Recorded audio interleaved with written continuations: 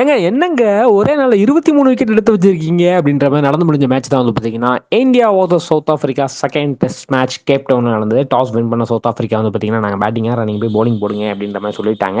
So வந்து பார்த்தீங்கன்னா எல்கரும் மாகனும் வந்து பார்த்தீங்கன்னா 2 ஓப்பனிங் இறங்கினாங்க. எல்கருக்குலாம் வந்து பார்த்தீங்கன்னா இதான் லாஸ்ட் டெஸ்ட்டுங்க, நான் ரிட்டையர் ஆக போகிறேன் டெஸ்ட்டில் இருந்து அப்படின்ற மாதிரிலாம் சொல்லிக்கிட்டு இருந்தா. அப்படி அதான் உண்மையும் கூட. ஸோ ஓப்பனிங் வந்து பார்த்தீங்கன்னா பயங்கரமாக இருக்கும். ஏன்னா வந்து பார்த்தீங்கன்னா கடைசி டெஸ்ட்னால பயங்கரமாக ஆடுவார்னு எதிர்பார்க்கும்போது வந்து பார்த்தீங்கன்னா அதுக்குள்ளே மக்கரம் 2 ரன்ல காலி சிராஜ் பாலுக்கு. அடுத்து எல்கரும் 4 ரன்ல காலி சிராஜ் பாலுக்கு. அதை தொடர்ந்து வந்து பார்த்தீங்கன்னா டோனியும் ட்ரிஸ்டனும் வந்து பார்த்தீங்கன்னா ஒரு பார்ட்னர்ஷிப் அமைப்பாங்கன்னு நினைக்கிறதுக்குள்ள ஒரு காப்பி குடிச்சிட்டு வந்துட்டு இருக்கேன், நீங்கள் அமைச்சிட்ருங்க அப்படின்ற மாதிரி போயிட்டு வரதுக்குள்ள 2 பேருமே காலினே சொல்லலாம். ட்ரிஸ்டன் வந்து பார்த்தீங்கன்னா 3 ரன்ல பும்ரா பாலுக்கு அவுட் ஆகிட்டு அப்படி, அதுக்கப்புறம் டோனி 2 ரன்னுக்கு அவுட் ஆகிட்டு அப்படி.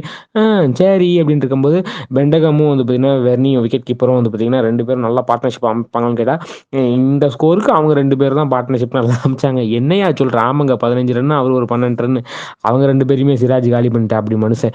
என்னப்பா இப்படி விக்கெட் போயிட்டு எத்தனை விக்கெட் தான் வந்து சொல்கிறேன் அப்படின்ற மாதிரி வந்து பார்த்தீங்கன்னா ஜான்சன் வந்து அப்படியே அவர் விக்கெட்டையும் டக் அவுட் எடுத்து வந்து பார்த்தீங்கன்னா சிராஜ் கலக்கிட்டா. அப்படி சிராஜ் வந்து வெறித்தனமான போலிங்க, சும்மாவா சொன்னாங்க, 6 விக்கெட் எடுத்திருக்காரு மனுஷன் அப்படின்ற மாதிரி வந்து பார்த்தீங்கன்னா மகாராஜா வந்தார். மகாராஜா அப்பா முகேஷ்குமார் என்ன நீங்கள் விக்கெட் எடுக்கல, இப்போ பாருங்க விக்கெட்டு அப்படின்ற மாதிரி வந்து பார்த்தீங்கன்னா முகேஷ்குமார் வந்து மகாராஜா விக்கெட் எடுக்க. அதை தொடர்ந்து வந்து பார்த்தீங்கன்னா ரபாடா விக்கெட்டையும் முகேஷ்குமார் 5 ரன்ல காலி பண்ணி அமிச்சிட்டா. அப்படி ஸோ வந்து பர்கர் வந்து பார்த்தீங்கன்னா பர்கர் அமைக்கி விட்டு நல்லா போயிட்டு வாங்க பர்கர் அப்படின்ற மாதிரி பூம்ரா வந்து பார்த்தீங்கன்னா விக்கெட் எடுத்து அனுப்ப வந்து பார்த்தீங்கன்னா 55 ரன்னுக்கு ஆல் அவுட். 55 ரன்னுக்கு ஆல் அவுட்டா? ஏய் என்னப்பா இந்தியா போலிங்கா இது? இதை ஏன்ப்பா ஃபர்ஸ்ட் டெஸ்ட்ல காட்டல? இருங்க, எல்லா டெஸ்ட்லையும் இறக்கிட்டு நம்ம ஸ்டாட்டிஸ்டிக்ஸை கண்டுபிடிச்சிருவாங்கன்ற மாதிரி வந்து பார்த்தீங்கன்னா பயங்கரமான performance by Indian bowler. So அதை தொடர்ந்து வந்து பார்த்தீங்கன்னா நம்ம வந்து பார்த்தீங்கன்னா பேட்ஸ்மேன்ஸ்லாம் ஆட வந்தாங்க.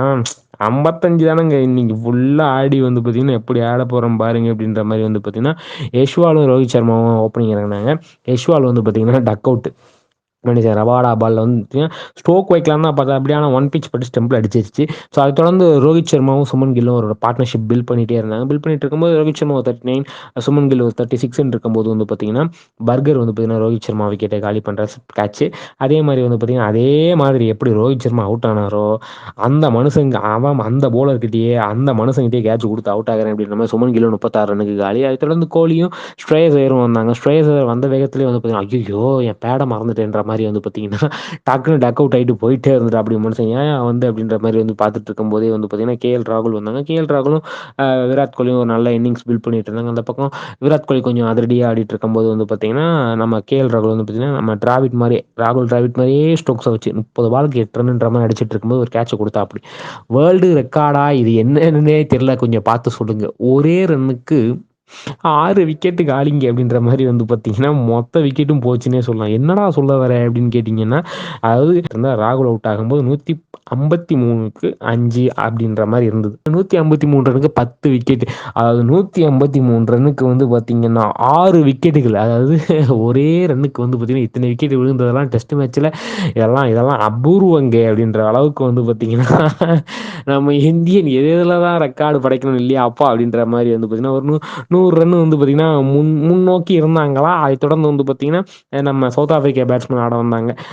சரி செகண்ட் இன்னிங்ஸ் ஒரே நாளில் ஆரம்பிச்சிருச்சா, வெரி குட் அப்படின்ற மாதிரி வந்து போயிட்டு இருக்கும்போதே வந்து பார்த்தீங்கன்னா செகண்ட் இன்னிங்ஸில் ஓப்பனிங் வந்து பார்த்தீங்கன்னா அதே மாதிரி தான் மக்ரம எல்கர் தான் இறங்கினாங்க. 2 பேருமே ஒரு நல்ல பார்ட்னர்ஷிப் ஓப்பனிங்லேயே அமைச்சாங்கன்னு சொல்லலாம். 36 ரன் மக்ரம, இவர் எல்கர் ஒரு 12 ரன் ஆகிட்டு எல்கர் வந்து பார்த்தீங்கன்னா முகேஷ்குமார் பால் அவுட் ஆகிட்டு அப்படி. அது தொடர்ந்து அந்த டோனி வந்து பார்த்தீங்கன்னா ஒரு ரன்லேயே காலி முகேஷ்குமார் பாலில். ட்ரிஸ்டன் வந்து பார்த்தீங்கன்னா பூம்ரா பாலுக்கு ஒரு ரன்ல காலி. ஸோ வந்து பார்த்தீங்கன்னா 62 ரன்னுக்கு 3 விக்கெட் அப்படின்ற மாதிரி வந்து பார்த்தீங்கன்னா சவுத் ஆஃப்ரிக்கா நிலைமை இருக்குது. ஸோ வந்து ட்ரையல் பை 36 ரன்ஸ். ஸோ வந்து பார்த்தீங்கன்னா கண்டிப்பாக இந்த மேட்ச் இந்தியா ஜெயிக்கிறதுக்கு நிறைய வாய்ப்புகள் இருக்குது. இதை பற்றி நீங்கள் என்ன நினைக்கிறீங்க? இதே மாதிரி ஒரே வேறு எந்த மேட்ச்சில் நிறைய அவுட் ஆகிருக்காங்க கமெண்ட் செக்ஷன் சொல்லுங்கள். இந்த வீடியோ உங்களுக்கு பிடிச்ச லைக் பண்ணி ஷேர் பண்ணுங்கள். மறக்காம நம்மளை சப்ஸ்கிரைப் பண்ணுங்கள். நன்றி, வணக்கம்.